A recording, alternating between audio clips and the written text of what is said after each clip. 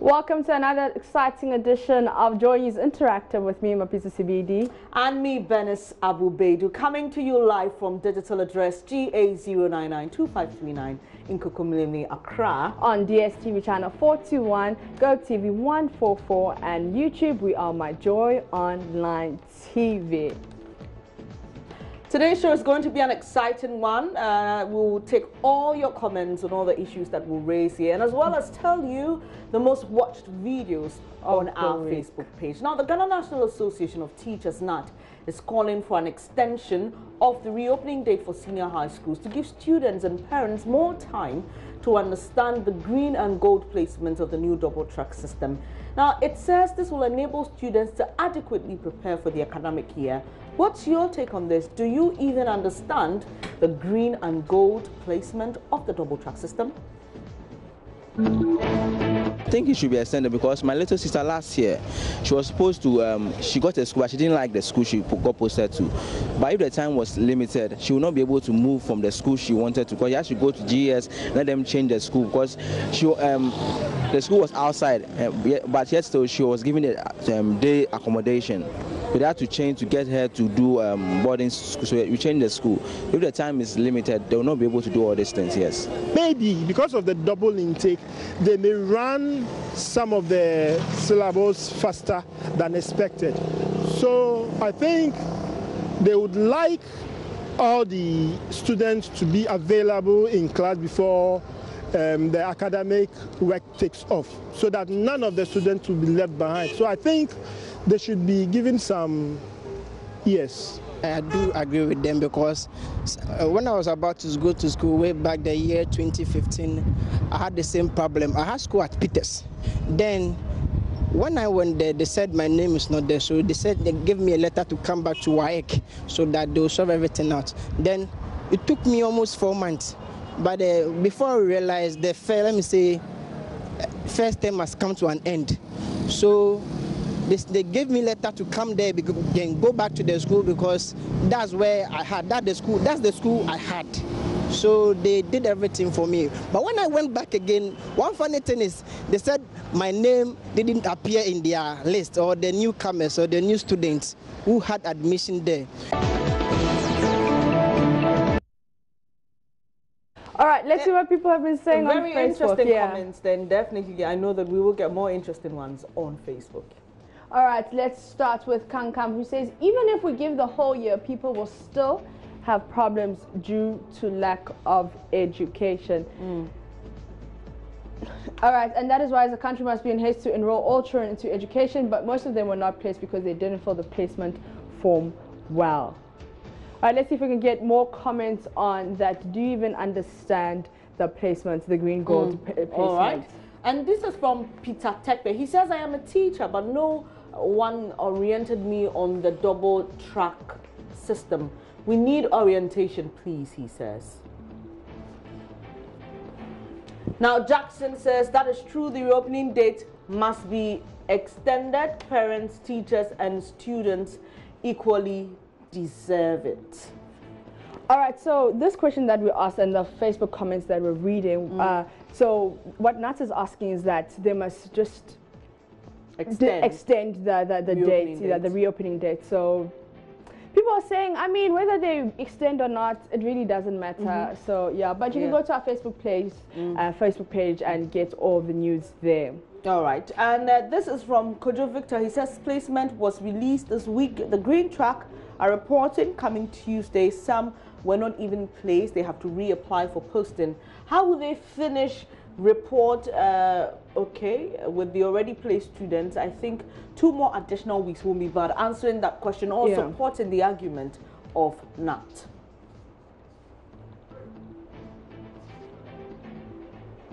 Yesterday, we talked about General Secretary of the Opposition in D.C., Johnson Esedin-Ketia, endorsing the vigilante groups being created in the party. He said the creation of those groups was in response to President Akufo-Addo's bad management of issues regarding vigilante groups affiliated to the governing party. Now, let's bring that clip back.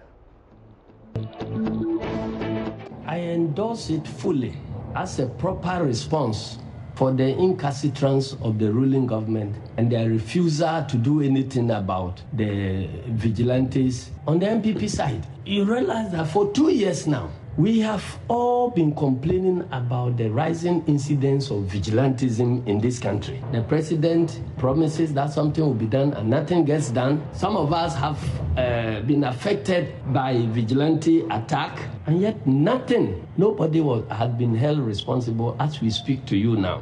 And they are now in charge of the security services, and they still maintain party vigilantes terrorizing people left, right, and center, and all the security services are quiet. Even when you take steps to report, they don't take any action. So are you saying that we on the NDC side, because we are good citizens, we should keep quiet for MPP to control the army, to control the police, and to control everybody? But that's not the way to go, General. Please. So I, as a General Secretary, think that the appropriate response that will force the government and force civil society, force religious leaders, force traditional leaders to all let us come around one table to think about vigilantism.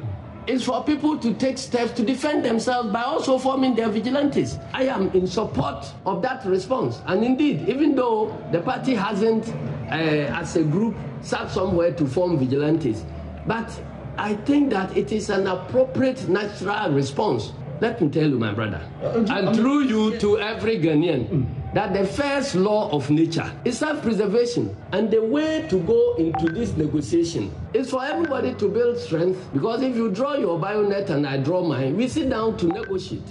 You understand? So we must all try to negotiate. Nobody wants to negotiate from the position of weakness, as if we will continue. Mark, so there's a response for him. The National Commission on Civic Education, in a statement Thursday, said this development is a sad one and should be discouraged at all costs. Now, here are extracts from that statement released by the NCCE. It says, the National Commission for Civic Education notes with concern the endorsement of vigilante groups, especially in the quarters of the NDC, given impetus to entrenching political party vigilantism.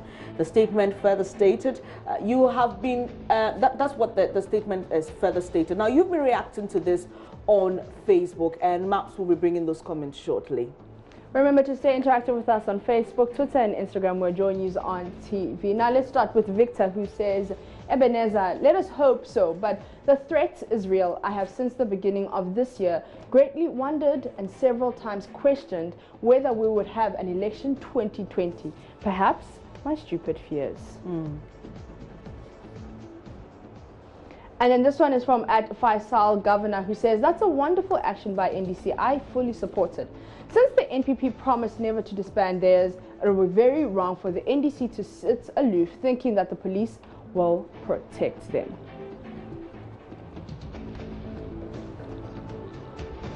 And let me take this one from Peter Jabab. Vigilantism is wrong. NDC must stop. However, it is sad that the MPP is allowed to form vigilante groups without anybody, including pastors and bishops, imam, condemning it. Well, we have had reports of some groups, as you've mentioned, condemning vigilantism as a whole. Maybe God can't see anything wrong with MPP vigilantism, but sees everything wrong with NDC vigilantism. But the MPP and the NDC must be condemned. I remember when this issue came up very early in his reign as president, Professor Nana Addo Akufo-Addo stated that the police have the powers to do what they have to do with regards to vigilantism. So he actually said, no, it's not my call, it's the police call. But some also argue that as a leader of the party and the president, you can actually talk directly to your party and get them to stop vigilantism. So it's a two-way thing, but maybe we are not getting to the root of this because of the political playing. All right, but let's go back to Facebook and see what more of you guys have been saying. Emmanuel says, double standard. What country are we living in? A state of pure animal farm. 4 legs good, but 2 legs bad. This one is from Sirius Salas, who says, I don't support political vigilantism, but I think the NCCE is being hypocritical here. Things have happened in this country, yet they were silent about it. But now that is about to break loose, they're here complaining. Both sides should be condemned, and if our security service could work independently without political interference, then they will be able to combat these groups. All right, Map, so those were some of your comments you shared with us on political vigilantism. It's been one of the key issues that came up this week, because we know that from the NDC's regional elections over the weekend, we heard of the Hawks, and we heard of the Dragons. The Dragons and the Lions, Hawks. The Hawks and the Dragons. There's just so many names, but those are your comments there. And we'll be glad to take more if you get onto our Facebook page and let us know what you think. Now let's do some tech debate here. So, as you always know, there's this big fight, especially when men gather and they're talking about technology and which is better, iOS or Android. Maps, which do you think is better? I'm an iOS person. I'm an iOS person. Okay, have you tasted the two? I have. Okay. I have. And then I went to iOS and I never came back. It's interesting because it's the same for me. Yeah. I used an Android before and I use an Apple now. That's an iPhone, an Apple product. And I actually think that the iOS is better. But hey, we'll take your comment shortly. But first, just watch this. Apart from football, one issue that can cause a serious debate among people, especially men, is which phones are the best. Android or iOS? My colleague and go-to person for all my tech help, Kobe Nkrumah, tried to settle the debate on his show, Geek Squad. Which of these phones perform better with cloud backups? You know, all the services that your phone comes with iCloud, a minimum of 5 gig. Your phone comes with Google Drive, minimum of 15 gig. iOS syncs seamlessly almost everything you do. How many Android users actually do know how much Google Drive space they do have, and do they even use it? Yes. How many people know? Everybody who has a Gmail knows. Yes. Well, the only thing I have seen Android users use their Google Drive for, sometimes photos, and then other times content. And on that note, photos backup on Google Drive is actually unlimited. Yes. So you can back up that unlimited versus Android, which you're still limited to your 5 gig. iOS. When I purchased the iPhone X recently and I needed to upgrade from the 7, basically I just set up using my iCloud account and everything. I was just amazed. Apps, WhatsApp, data, conversations, everything just backed up automatically. I just continued. As if I was on the same phone. That is actually a forte of the iPhone, because there's that continuity. You don't miss a single thing, except obviously when you run out of space on your iCloud. Now here's the interesting thing. Google is pushing AI. You need data for AI. Yes. Pretty much all of Google services now are cloud-based services, no matter what. Even when you're editing your pictures in Google Photos now, it's an AI-based, it's a cloud-based system. And recently, iOS 12, they were talking about the fact that their thing is now more end-to-end encryption. So I send to you, it doesn't go up into the cloud. So if Apple themselves are saying that they are reducing your interaction with the cloud, and Google is actually increasing your interaction with the cloud, who here does better cloud service? So a quick rebuttal. Right. You know, everything you have on Android, you can get on iOS. I feel especially when it comes to cloud. Okay, you can get Google, everything. I can sync my iOS to my Android. Well, the debate got so complex after an hour, there was no real conclusion to which is better. Maybe it's just a reflection of what happens in your circles. That's if you're one who engages in these debates. The debate on which has better features, Android or iOS, never really ends. For Android users, nothing beats their less complicated system. And for iOS users, it's just the best deal on the market. Let me just leave you with this. I have used an Android, yes. And now I'm an iOS lady, and nothing beats that. Well, let the debate continue. So it's actually my voice you heard there. So you know what I stand for, Mapito. iOS all the way. iOS all the way. But let's see, it would have been interesting if you were an Android lover, you know. So we can have this debate, but you know. Unfortunately, we seem to be on the same side today. Just for today. Just for today. All right, let's see what people are saying. Which of the two, which do you prefer, Android or iOS?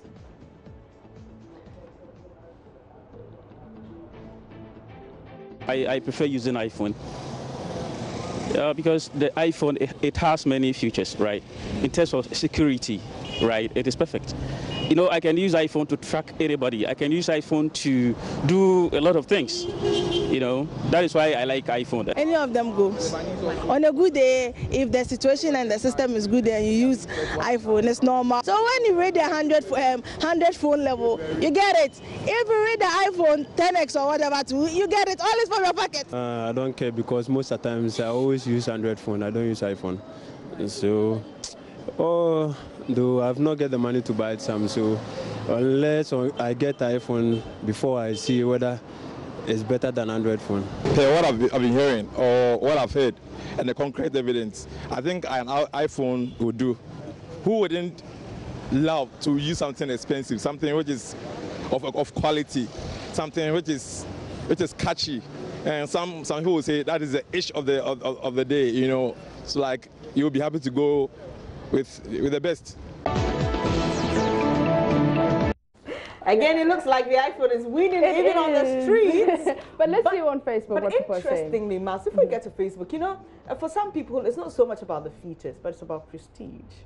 You know, they use a phone because, yeah, I mean, like someone said, it's the ish. You know what that means? It's like street it's the ish, yeah. Like it's the newest thing on the block. Wait, so wait, sorry, I'm going to take it back. Did you just ask me what the ish is? If I know what the ish is. Brenda, am I that? Don't worry. I mean, I just needed to know. She just asked me what the ish is. Mas, let's see what people are saying on Facebook. Let's go to Andy C, who says, I prefer Android because it is cheap and easy to operate everywhere. And Dennis comes in to reply and says, in terms of easy to operate, Android doesn't come close. Try iPhone and you'll see the difference. This one is from James Abusanga, who says, considering their prices, I will go for Android, but for software, I will go for iPhone. Now that's where the debate gets tricky. See, prices and then software. So which would you take? Would you prefer software over price or price over software? Software. I'm taking software. Like, as for the price, because I don't want to buy something and then 2 years down the line I can't use it or I can't sync my MacBook to my phone, so making my life complicated. So software over price. But you know, that's another reason people don't even like the iPhone, because once you have an iPhone, sometimes you're compelled to get other Apple products to complement. But an Android is an Android, and sometimes it could just work on anything. That's the nature of the business, I guess. But at Jeremiah says, I'll go for iPhone. I love that phone with passion. And at Kali Maestro says, I'm still using Android because I don't have money to buy an iPhone. But let me just put this caveat here. There are some very expensive Android phones. But I think that what the Android has over the iPhone is that you can get some Android phones that are very, very, very cheap. But you can get that with the iPhone. But don't let us be deceived. The Android software sometimes, you know, is on very expensive phones. I know that for sure. But at the end of the day, it's your choice, it's your money. Exactly. So nobody should, you know, force you to buy anything. Sure. It's your choice. Yeah. This one says, Android so simple to operate. iPhone is ambiguous. Interesting. Ambiguous? Oh, wow. Okay. Yeah, I think your comment is also a bit ambiguous because I don't know what you're trying to say. Yeah. All right. Hey, Emmanuel says, I have both. Okay. Oh, hi, Emmanuel. And Majid says, price off, go talk you. Okay. And Sultan says, Android all day. All right. So quickly, we'll just move on to our most watched videos on our Facebook page. That's Joy News on TV. Now, here's this one, Maps. They've got a lot of people responding. NDC will only steal coins, but MPP steals dollars. That's MP for Ada East, a member of parliament, saying that Comfort Kujo Gansat, that had 48,000 views as at the time we were coming on air, 643 shares, and 758 reactions. For those of you who've not seen it, and even if you have, it's something that you want to watch again, isn't it? Take a look. Mahama has not done anything wrong. He has done his best. He has worked hard for this party. He has projected NDC, but our own doings send us to opposition. We don't need any new face, because it is we, the individuals, that need to change, not the leader. The leader, who is John Dramani Mahama, is coming again, and is going to win. The victory is coming again, and we are going to win. Because whatever they have been telling the people, now the people themselves are judging, and they have realized that it's never true. The MPP in opposition then portray the picture as if it's a corrupt president. Today,